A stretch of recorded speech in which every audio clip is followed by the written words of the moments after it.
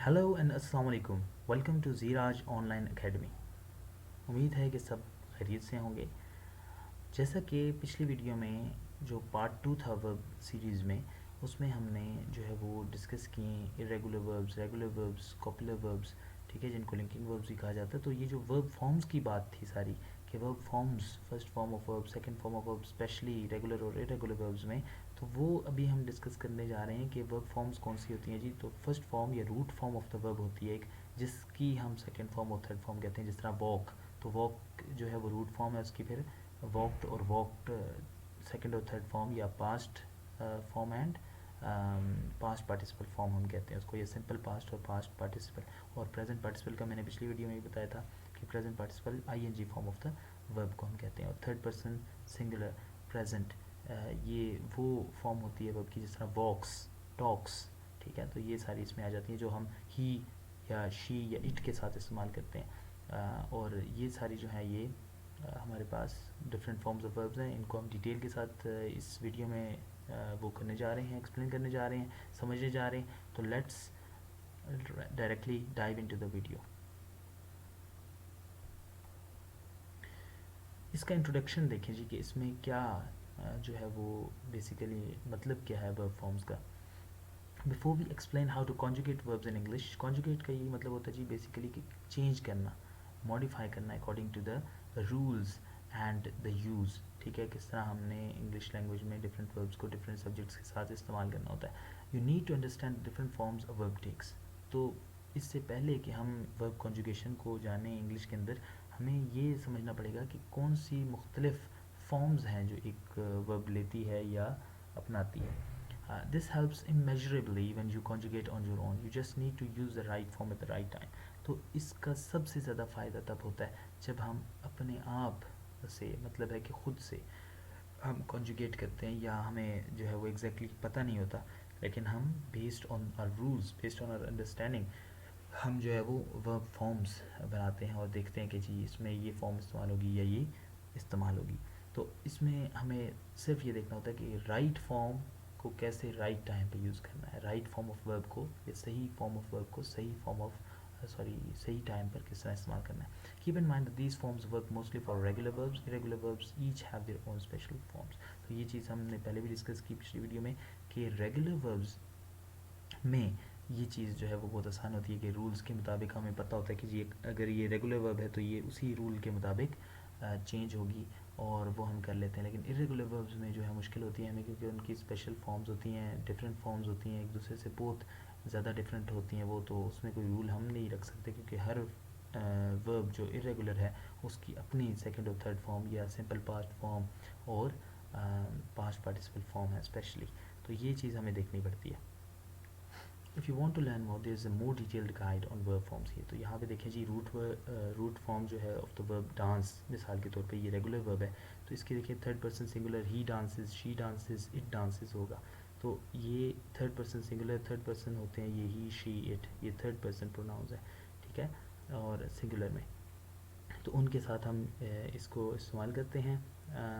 देखें डांस के साथ एस लगाया हमने तो डांसेस बन गया। अब ये रूट से हमने थर्ड पर्सन सिंगुलर बनाया है जो कि एक रेगुलर वर्ब है डांस, तो डांस से हमने डांसेस बनाया। अब देखें सिंपल पास्ट किस तरह बनाया कि डी हमने लगा दिया साथ डांस के, तो डांस्ड बन गया। और प्रेजेंट पार्टिसिपल क्या है, आईएनजी लगा दिया, ई को हटा के डांस के आखिर में और आईएनजी लगा दिया। तो ING form of the verb dance क्या है, प्रेजेंट पार्टिसिपल फॉर्म। और पास्ट पार्टिसिपल जो है वो भी उसी तरह बन गई कि हमने डी लगाया साथ। देखें सिंपल पास्ट और पास्ट पार्टिसिपल एक ही रूल के तहत बने कि हमने सिर्फ डी उनके साथ ऐड किया और हमारे पास डांस्ड दो फॉर्म्स बन गई। नीचे देखें अगर सिंग, तो सिंग इरेगुलर है, क्यों, क्योंकि उसकी थर्ड पर्सन सिंगुलर में तो हमने एस ही लगाया, सिंग के साथ एस लगा दिया तो सिंग्स बन गया। लेकिन सिंपल पास्ट और पास्ट पार्टिसिपल में अगर आप देखें स्पेशली, तो देखें सैंग और संग, कितना डिफरेंस है दोनों में। अगर हम डांस को कंपेयर करें इनके साथ, तो डांस्ड एक ही दोनों थी, सिंपल पास्ट भी और पास्ट पार्टिसिपल भी एक ही रूल था, एक ही वर्ब्स हैं, वो एक ही दिख रही हैं, बिल्कुल एक ही दिखने में एक है। लेकिन सैंग और संग दिखने में कितनी डिफरेंट है। तो ये चीज़ है कि जब वर्ब्स के ऊपर कोई रूल एक अप्लाई नहीं हो रहा होता और वो डिफरेंट फॉर्म्स होती हैं उनकी सिंपल पास्ट में या पास्ट पार्टिसिपल में, तो उसको फिर हम इरेगुलर वर्ब कहते हैं। The root form is the basic form of the verb with no changes. जब हम कोई चेंज नहीं करते, वो वाली वर्ब जो होती है, वो वाली वर्ब फॉर्म, वो हमारे पास root form of the verb होती है। It's also the simple present tense for everything except the third person singular. तो ये जो है सिंपल प्रेजेंट टेंस में जो वर्ब इस्तेमाल होती है वो root form of the verb होती है। इसके अलावा जो हम थर्ड पर्सन सिंगुलर के में इस्तेमाल करते हैं, जो कि एस लगा देते हैं, जिस तरह सिंग्स, ये डांसेस, तो वैसे डांस और सिंग ही होता है प्रेजेंट टेंस में थर्ड पर्सन के अलावा।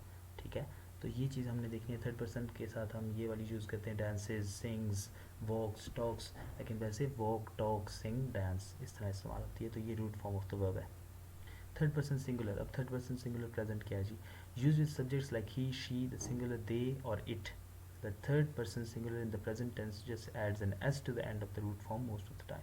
देखें, ये वही बात कि एस को हम ऐड करके जो है वो थर्ड पर्सन सिंगुलर प्रेजेंट बना लेते हैं। वॉक्स, टॉक्स, टीचेस, लर्न्स, ठीक है। इसके अलावा जो है वो हम कहते हैं स्टॉप्स, या हम कहते हैं जी क्या कहते हैं, रन्स। तो ये सारी जो है सीज, थिंग्स, तो ये देखिए सारी जो हम थर्ड पर्सन सिंगुलर प्रेजेंट बनाते हैं, ही, शी, इट, दे। सिंगुलर तब यूज़ होता है जब हमें पता नहीं होता। दे वैसे प्लूरल है, आपको पता होगा, आप भी सोच रहे होंगे यहाँ पे सिंगुलर दे क्यों लिखा हुआ है। तो सिंगुलर दे का मतलब ये है कि जब we do not know of the gender, तो तब हम दे कह देते हैं। ठीक है, जब हमें किसी का जेंडर का नहीं पता होता, ही है, शी है, तो हम फिर दे कह देते हैं, उस बारे में हमें जब इन्फॉर्मेशन नहीं होती। तो देखिए कि प्रेजेंट टेंस में जस्ट एस ऐड करते हैं रूट फॉर्म में अक्सर औकात। ठीक है, for verbs that end in a consonant and Y, जैसे ट्राई या carry, you remove the Y and add I E S. तो ये रूल्स हैं। अब ये रूल्स क्यों हैं? ये रेगुलर फॉर्म्स ऑफ वर्ब्स के लिए। ठीक है, रेगुलर वर्ब्स के लिए।